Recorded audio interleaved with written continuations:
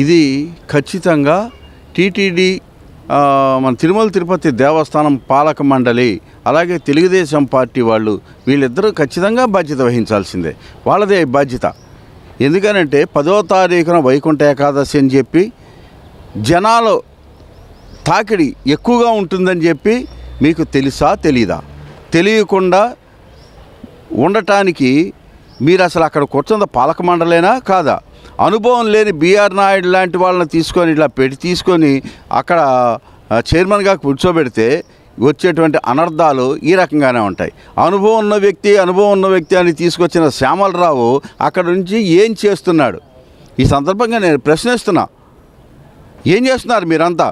10వ తారీఖున వైకుంఠ ఏకాదశి సందర్భంగా ఉత్తర ద్వార దర్శనం చేసుకొని ముక్తిని పొందాలనుకున్నటువంటి అశేషమైనటువంటి భక్తుల్ని వాళ్ళ మనోభావాలతో ఆడుకొని వాళ్ళని డైరెక్ట్గా వైకుంఠానికే పంపించేసినటువంటి ఘనత వహించిన తెలుగుదేశం పార్టీ, ఈ కూటమి ప్రభుత్వం, ఈ టీటీడీ పాలక మండలి దీనికి ఖచ్చితంగా ఆన్సర్ చెప్పి తీరాలి. గతంలో భక్తుల మనోభావాలతో ఆడుకున్నారని చెప్పి లడ్డు విషయంలో ఏదో కల్తీ జరిగిపోయిందని చెప్పేసి నానాయాగి చేశారు కదా. ఈ బాధ్యత ఎవరు తీసుకుంటారు? చంద్రబాబు నాయుడు గారు. మిమ్మల్ని సూటిగా ప్రశ్నిస్తున్నాం. మీరు అధికారులు తప్పుదామని చెప్పేసి అధికారుల మీద పడేసి తప్పించుకొద్దామని చూసుకుంటున్నారా? బిఆర్ నాయుడు గారు రాత్రి అదే చెప్పాడు. ఇది దేవుడు చేసినటువంటి నిర్ణయంట. దేవుడు దర్శనం చేసుకుందాం వచ్చిన వాళ్ళకి డైరెక్ట్గా వైకుంఠానికి తీసుకెళ్ళమని దేవుడు చెప్పాడా? మీరు చెప్పారా? డైరెక్ట్గా వైకుంఠానికి పంపించమని మీరు తీసుకున్న నిర్ణయం దేవుడి మీదకు తోసేదలుచుకున్నారా? అది కూడా కాకుండా బిఆర్ నాయుడు గారు నిన్న ప్రెస్ మీట్లో మాట్లాడుతూ ఇది జరుగుతుందని మాకు ముందే తెలుసు అన్నాడు.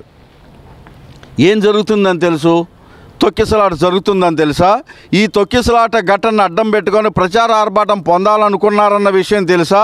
ఈ తొక్కిసలాట ఘటన ద్వారా దీన్ని ఒక సినిమాలాగా చిత్రీకరించి దీన్ని వాడుకోవాలనుకున్నారన్న సంగతి మీకు తెలుసా? ఏమి తెలుసా అని మీరు ఈ మాట మాట్లాడారు. తెలిసి గనక మీ మీద 109 కింద 61(2) కింద కేసులు ఎందుకు బుక్ చేయకూడదు అని నేను అడుగుతున్నా. 109 కింద ఎందుకు మిమ్మల్ని బుక్ చేయరు? మీకు ముందే తెలుసు అని చెప్పి అన్నారు. చచ్చిపోతారని ముందే తెలిసినప్పుడు మీరు దానికి సంబంధించినటువంటి జాగ్రత్తలు ఎందుకని తీసుకోలేదు? దీనిలో కుట్రకోణం ఉందని నేను అంటున్నాను. 61(2) కింద మీ మీద చర్యలు ఎందుకని తీసుకోకూడదు? చంద్రబాబు నాయుడు గారికి ఇవన్నీ అలవాటే. ఎందుకని అని అంటే గతంలో కూడా గోదావరి పుష్కరాలు జరిగినప్పుడు ప్రచార ఆర్భాటం కోసం ఆయన ఎవరో బోయపాటి శ్రీనివాస్ అనేటువంటి ఒక సినిమా డైరెక్టర్ని తీసుకొని వచ్చి ఆ సినిమా షూటింగులు దీనికోసం అని చెప్పి ఒక్కసారిగా గేట్లు ఓపెన్ చేస్తే 26 మంది చచ్చిపోయారు. మీ ప్రభుత్వ హయాంలోనే మీరు నాయకత్వంలో ఉండగానే జరిగినటువంటి పని. అందుకని మీకు అలవాటని నేను అంటున్నా.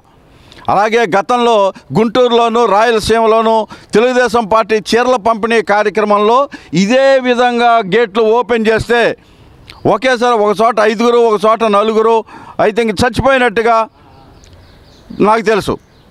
మరి దీనికి కూడా మీరే మీ హయాంలో మీ నాయకత్వంలో జరిగినటువంటి విషయమే.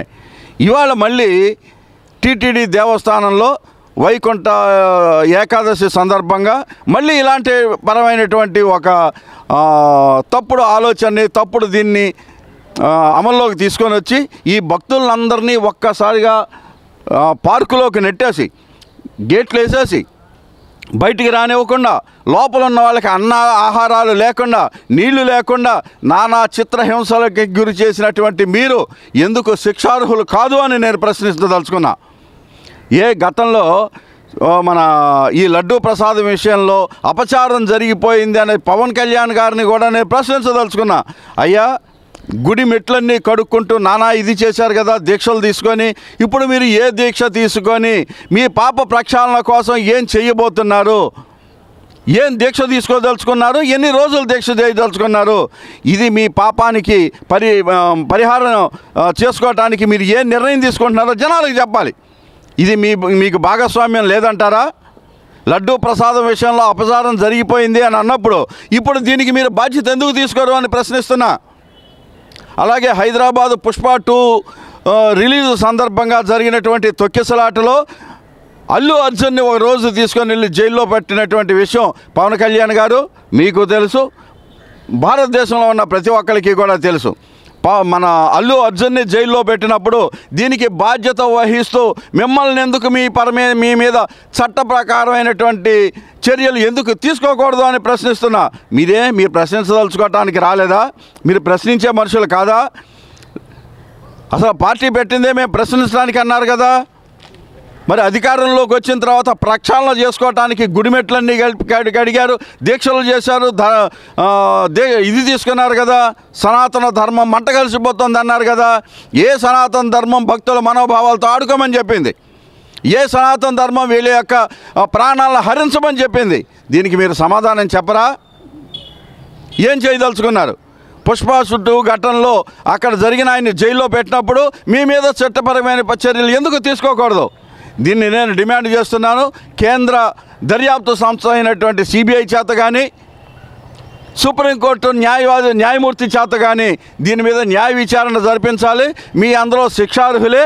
109 కింద 61(2) కింద మీ మీద ఎఫ్ఐఆర్ బుక్ చేసి మిమ్మల్ని ప్రాసిక్యూట్ చేయాల్సిన అవసరం ఉందని చెప్పి ఈ సందర్భంగా తెలియజేస్తున్నా. మీరు ఏ రకంగానూ దీన్ని తప్పించుకోలేరు. మీరు ఎన్ని వాగ్దానాలు ఇచ్చి ఏమేమి హామీలను ప్రకటించి అధికారంలోకి వచ్చారో సంగతి మర్చిపోయి వీటిలన్నింటినీ గాలి కొదిలేసి రోజుకో సంఘటన ఒకటి తీసుకొని జనాల మైండ్ని డైవర్ట్ చేయడం కోసం నానా ప్రచార పార్బాటాలు చేసుకుంటూ ఒక సంవత్సరం ఒకటి అంటారు, ఇంకోటిసారి లడ్డు అంటారు, ఇంకోటిసారి ఇంకోటి అంటారు. ఈ రకమైనటువంటి ప్రచార పార్బాటాలతో మీ యొక్క హామీలని పక్కన పడేసి జనాల యొక్క వాళ్ళ బతుకుల్ని దేవుడికి వదిలిపెట్టేసి భక్తుల మనోభావాలతో ఆడుకుంటారా? రెడ్ బుక్ రాజ్యాంగం అమల్లోకి తీసుకొస్తామని చెప్పి సోషల్ మీడియా కేసుల్లో కొన్ని వందల మందిని జైళ్ళ చుట్టూ, పోలీస్ స్టేషన్ల చుట్టూ, కోర్టుల చుట్టూ తిప్పుతున్నారు. దీని మీద బాధ్యత మీరు తీసుకోండి. వీటిలన్నింటినీ పక్కన పెట్టి మీరు ఇచ్చినటువంటి హామీలను నెరవేర్చడానికి మీరేం చేస్తున్నారో అవి జనాలకి చెప్పండి. మీ హయాంలో జరిగినటువంటి పాపాలకి ప్రాయశ్చిత్తంగా మీరేం చేసుకోబోతున్నారో చెప్పండి. ఎవడి మీద శిక్షలు ఏ అధికారి మీద దీన్ని మోపదలుచుకున్నారో చెప్పండి. అధికారుల మీదకు తోసేసి మీరు పక్కగానే కూర్చొని చేతులు దులుపుకోవాలని మీరు ప్రయత్నిస్తున్నారా? ఈ పాపంలో మీకు భాగస్వామ్యం లేదా?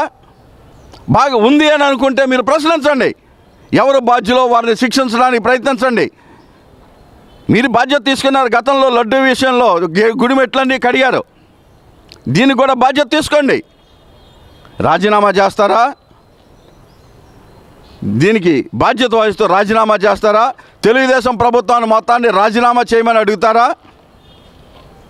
ఈ చచ్చిపోయిన వాళ్ళ యొక్క ప్రాణాలను ఎవరు తీసుకొచ్చిస్తారు? అదే మాట కదా మీరు కూడా అడిగారు. అల్లు అర్జున్ గారిని పుష్ప 2 సందర్భంలో అడిగిన మాట ఇదే కదా. చచ్చిపోయిన వాళ్ళ ప్రాణాలకి ఎవడు బాధ్యత, ఎవరు తీసుకొస్తారని అడిగారు కదా. అదే విషయాన్ని మేము ఇవాళ అడగదలుచుకున్నాం. దాదాపుగా 10 మంది చచ్చిపోయారు. ముందు వీళ్ళందరికీ టీటీడీ పక్షాన ఒక్కొక్కరు చచ్చిపోయిన కుటుంబానికి 50 లక్షల రూపాయలు పరిహారం కట్టించండి. గాయపడిన ప్రతి ఒక్కరికి 10 లక్షల రూపాయలు ఆర్థిక సహాయాన్ని అందిస్తూ మెరుగైన వైద్య సౌకర్యాల కోసం మంచి హాస్పిటల్లో చేర్పించండి. ఆ చచ్చిపోయిన ప్రాణాలకి బాధ్యత ఎవరు తీసుకుంటారు? చంద్రబాబు నాయుడు గారు మిమ్మల్ని అడుగుతున్నా, లోకేష్ బాబు గారు మిమ్మల్ని అడుగుతున్నా, కూటమి ప్రభుత్వాన్ని అడుగుతున్నాను, బీజేపీ వాళ్ళని అడుగుతున్నాను, జనసేనని, పవన్ కళ్యాణ్ని అడుగుతున్నాను, శ్యామలరావు గారిని అడుగుతున్నాను, ముఖ్యంగా రావు గారిని, బిఆర్ నాయుడు గారిని అడుగుతున్నాం. ఈ దేవుడి మీద పెట్టేసి తప్పించుకోదలుచుకున్నారా? దీనికి మీరు తప్పించుకోవడానికి అవకాశం లేదు. కుట్ర జరిగి ఏదో ముందు జరుగుతుందని ముందే ఊహించానన్నారు. ఏం ఊహించారు? మీకు తెలిసిన నిజాలేంటి? ఆయన మీద ఎఫ్ఐఆర్ ఫైల్ చేయండి. వీళ్ళందరి మీద కూడా ప్రాసిక్యూట్ చేయండి. న్యాయ విచారణ జరిపించండి. అంతేగాని మీ యొక్క అవివేకమైనటువంటి చర్యలతో జనాన్ని తప్పుదోవ పట్టిద్దామని చెప్పి మీరు ఇచ్చిన హామీలను జనాలు మర్చిపోవటం కోసం డైవర్ట్ పాలిటిక్స్ చేస్తూ ఎన్ని నెలలు, ఎన్ని సంవత్సరాలు గడపదలుచుకున్నారు. ఈ సంఘటనకి మాత్రం మీరే బాధ్యత వహించాలి.